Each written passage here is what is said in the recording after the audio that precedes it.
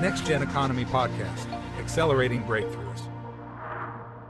The NextGen Economy Podcast is all about young people making waves in business and innovation. We interview some of the most inspiring changemakers out there who are developing creative solutions to achieve the Sustainable Development Goals. If you're looking for a dose of inspiration and some practical tips on how to make a difference in the world, this is the show for you. The NextGen Economy Podcast is brought to you by ExO Angels and sponsored by Island 17, Dream Tank, ExO Economy, and Futureville. Visit us at nextgen-economy.com.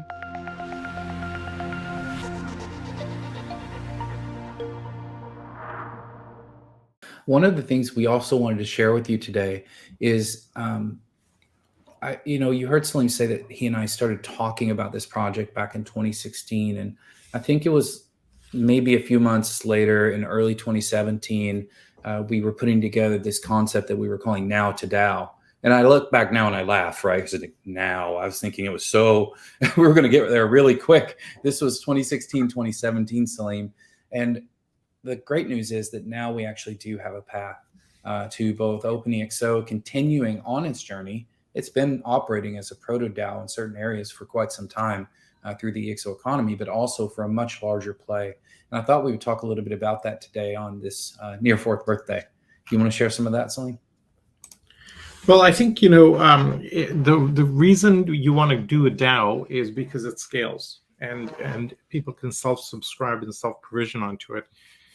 Managing a kind of a co-op on the blockchain has been a very sticky problem for many folks. Most DAOs run into governance issues. We have been, because we're organizational, we're knowledgeable about organizational techniques in theory. We took our time and we recognized, for example, if you remember the early Bitcoin days of just complete chaos and infighting, Bitcoin Cash versus whatever, and religious wars being fought because the community was decentralized and anybody could pick up an initiative and run with it, and you get into massive tension. I'll never forget the kind of the wars there, or with Ethereum, which are going on, have been going on for the last 2-3 years around that. And how do you manage a steady, slow migration towards a DAO is something we've been very conscious of and careful of. We've been slowly moving the community towards voting on tokens, voting on governance, et cetera, et cetera. And we're just about ready to take that final step and turn into a DAO because the community is now ready and we can push more and more governance and decision-making down to the DAO. For example, should we adopt such and such a change to the model? Well, the community is best to make that decision, but having the accountability to make that decision is tough. The best negative comment I've heard about a DAO is somebody saying, take an annual shareholders meeting of a public company and scale it to 1 million people. And you just have just a chaos of town hall shouting and no productivity. More heat than light is the way I've heard it framed. So how do you avoid that? And we've been, because of the steady nature we've been taking, we think we're ready now to take that final step. So we're super excited about this, and the token comes along with us as part of this migration. Yeah, not too many people are directly. We have a large community, Salim, about 17,000 people, but it follows a typical kind of distribution rule, the 99-1 rule. So we have about 90% of the community that is benefiting from all the work that's being done, and members of the community out there reading the forum posts, participating in projects, coming to events. And then there's about 9% of the community that's directly involved on a regular basis, called a weekly basis, give or take. And then there's about 1% that are every single day. They're in there, they're doing things, they're helping to run treasuries, they're moderating the sway proposals that go through, which is one of our core decision-making tools that we use in our DAO. Right. And those folks are the ones that are really doing really the hard work, the legwork that's making it totally possible for us to create this, what now people are calling kind of a gradual decentralization, if you like. I think we've been on that journey going on a while now, maybe a few years now, 5 or 6 years. And so it's a really amazing to see how all that's being received in the world. And the urge is to kind of just jump straight to the end, because it's just this slow bringing the entire community along is like a nightmare. Unfortunately, you can't skip steps. Yeah, You just can't. Consultant in Montevideo or Uruguay has no idea what crypto is, and you're trying to kind of guide them along and bring them along. Or I'm Canadian, people don't understand a lot of this stuff up there, and so I could say the same about every country equally. So the challenge is, how do you bring them along and then have them be part of it, and then more importantly, have them own it. That's right. That's the whole point. Exactly. Everything is set up for that over time. Is that what we call decentralization, but it's also decentralization of ownership, which, without getting all lectury, we really do draw a lot of inspiration from the long history of cooperative organizations, collective these days, holacracies, sociocracies, and the like, which have really cracked the nut on this type of distributed governance that's needed for DAOs to operate. But what's happening is crazy, is the digitization or digitalization, if you like, crypto monetization of those things. That didn't happen before, right? They didn't do those things. But when you put those two together, or all those things together, it's amazing. We have a big panel today, so this is going to be fun and interesting. Salim, you'll help me keep the questions interesting. We have four panelists that are joining, and I'm going to introduce each of them, and the team will start to bring them on as we go through. So the first person today is Heidi Kapari. Heidi's the founder and CEO of Dream Tank, and she is one of the founders of Island 17. She is, as the CEO of Dream Tank, is on a mission to ignite youth around the world through entrepreneurship to use their imaginations and to innovate the future to make their biggest dreams a reality. I've personally been involved with Dream Tank on and off since 2020, I think it was, when we did EXO World, which is where I met them and met Heidi. And it's been a tremendous journey, and I've met a ton of amazing, powerful young adults through that process. It's been really great. So let's get Heidi on. Hi, Heidi. Welcome. Welcome. Thank you so much for having me. Hi, you bet. Good to see you. It's really great to see you as well. I'm going to get the rest of the folks out. So the next person we have joining is Julian Alvarez. Julian is a 25-year-old entrepreneur, software engineer, and podcaster. He's a software engineer at Meta. He is a co-founder and CEO at Mindflow, and he hosts the Inventing the Future podcast. That's inventingthefuture.ai, and it features visionary tech entrepreneurs that are solving some of the world's biggest problems. Apparently, he interviewed Salim early this year. Welcome, Julian. What's going on? Good morning, Salim. I'm going to kick you off soon because you didn't interview me, but that's okay. No, don't worry. You're on the queue. You're on the queue. I'm just teasing. Well, Julian, I hear that when you're not pursuing your moonshots, you can be found playing soccer, tennis, and exploring natural wonders of the world. So you like to get out. Oh, yeah. Yeah, there's awesome. A lot to explore externally and externally. We can't wait to hear some of your experiences at Meta and beyond as you're on today. So the next person coming on is Aditya Dixit. Aditya is a New York University master's student in computer science with a background in product management, data analytics, machine learning, and software development experience. We need your help, Aditya. Happy to have you on here. He applies his diverse background growing up in varied societies, loves to meet, interact, and gain knowledge always, considering acceptance of all diversities. He's humble, honest, and curious, and his passion is keen to broaden and further improve his perspective through his academic explorations. Aditya, welcome. Thank you so much for having me, everyone. I truly appreciate being on this panel today. It's great to have you here. Thank you. Last and not least is Kyle. Kyle Pierkowski. Sorry, Kyle, I totally messed that up. You'll have to fix your name for me. Kyle is a web designer and XR world builder. Kyle is driven to create astounding websites and immersive tech experiences, pushing the edge of creativity. He specializes in creative technology, art, and business while advancing design projects with sustainability and respect for all.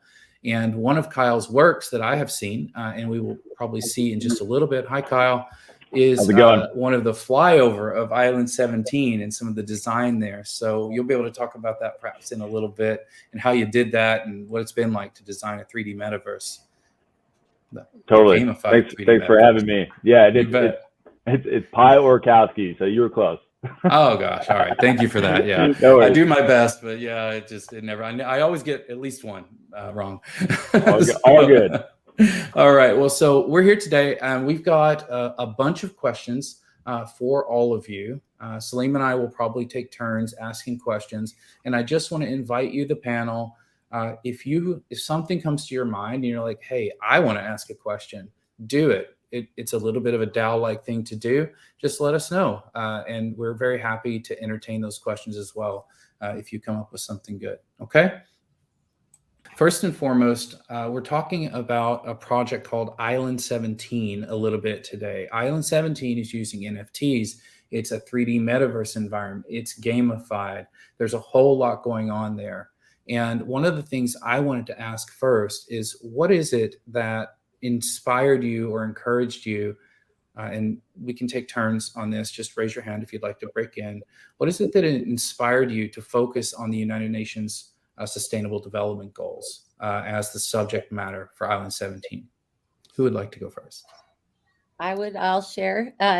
So I have a background in 18 years in impact investing and social entrepreneurship, and I would say what really drives me is how can we leverage all the different asset classes towards social impact? And I was really on a mission to look for that for a long time. And I'm sure you can imagine how delighted I was when all these technologies and these different structures can actually support innovation, using economic empowerment and not needing to necessarily to use all of the old world tools, which is very exciting. But when I saw that the Sustainable Development Goals came out 18 years ago, the impact investing space was very, very, very new. It wasn't even a word yet. And it was very hard for people to balance doing good on one side with making profit on the other side. And so in the initial days, those impact investing pioneers, we were trying to fit impact models into an old world profit model because that's what we had. So in the beginning days, we were saying like, aren't we great? We can fit into the same model and we can have social impact and profit. And yet the exit strategies actually don't serve the social impact models that we've had, right? And so for many years, actually, impact leaders were looking for what problems can we even agree on the set of problems that we have. And in 2015, when the Sustainable Development Goals came out, and it was the most democratic process actually undergone to actually get most countries to agree. And we have 193 of 196 countries agreed on these goals. So when I saw those goals, I thought, these are the moonshots for humanity we need to solve. Each one of these is a moonshot. And in order to solve a moonshot, you need the best people on the team with the best imaginations and all the different backgrounds, right? And so that's where I came up with the idea to use the Sustainable Development Goals as the moonshot goals, and then create this metaverse in game to bring everyone together in each SDG to achieve collective impact. Not unlike what Salim talks about in his books, right? Is mapping the human genome. Those things would have never happened if people hadn't just said, we're going to do this, and we have to figure out who needs to be on the team, and we have to figure out how we can do it, not why we can't. Yeah, that's awesome, Heidi. Thank you. Does anybody else, Julian, Aditya, Kyle, would you like to weigh in on that about the application of your work to the Sustainable Development Goals in general? Yeah, I would say education is a huge moonshot for us, and one of the biggest problems that we definitely see. So what I do with Mindflow is that we're a learning platform that rewards people with crypto for being able to learn different fundamental life skills, right? Like habit building, finding their confidence, uncovering their values and limiting beliefs. And really the way we see it is that we live in a world where the only constant is change, and that rate of change itself is accelerating.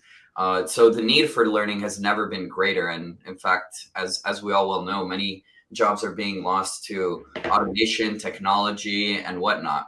However, new jobs are also being created, but it just so happens that these new jobs tend to require higher or different skill sets. So we need learning more than ever, but there's also this pain point around how do the people that need the learning the most, the people with lower incomes, how can they prioritize learning when they're so pressed by near-term survival needs? So if you create a financial incentive, it intrinsically creates or extrinsically creates this motivation. But then you also make the learning super fun. So there's intrinsic motivations, and then you make it incredibly valuable and aligned with their purpose. So it's kind of at the fundamental level for many things, and that's how we see it. I'm hearing some words in there that I recognize from a popular gamification framework.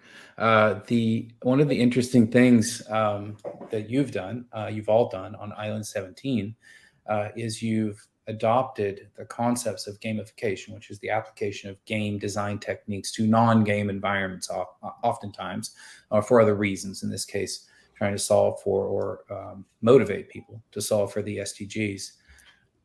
I was curious, who would like to take a shot at why is gamification crucial to the adoption of the future or the inevitable future? Yeah, Kent, I'll speak to that. Go for it. So the traditional model of education and learning has not really been inclusive of gamification in the sense that humans at their core level, I believe every human likes to play and has played some type of game in their lifetime, whether that be physical or a digital experience. That's where we're really kind of meshing the two now, is how do your digital in-game actions translate to the real world, and how does it improve both realities? So therefore, gamification is super important. For example, in our experience, leveraging the power of gaming, youth innovation on blockchain, DeFi, artificial intelligence, and more. Our Island 17 players, they can go on missions and earn tokens through skilled gameplay and contributions to the ecosystem. They can exchange these between players, fiat currency, and more. So the differentiator between Island 17 and more traditional games is that blockchain economic design is used to reward our players for their contributions to the metaverse or ecosystem. So this new model of gaming has been dubbed play to earn. Additionally, we include an exponential personal development and learning aspect that augments traditional schooling, activating a second category we call paid to learn. And that's an adaptation of learn and earn, such as like we offer mini courses on platforms like Coinbase and CoinMarketCap. So most importantly, the Island 17 experience metaverse is utilizing gaming and its related technologies to solve real world problems, as I mentioned before. So it's a really cool way to use a game engine, not just for how gaming was initially meant for, in a digital realm, but now we can start to link it back to our reality. And with the way that these game engines are now becoming more like reality engines, we can really profoundly affect people's emotions, their heart, their mind, their full body, full sensory, multi-sensory experience of what they're having in this and that reality. The NextGen Economy podcast is brought to you by ExO Angels and sponsored by Island 17, Dream Tank, ExO Economy, and Futureville. Visit us at nextgen-economy.com. NextGen Economy Podcast, accelerating breakthroughs.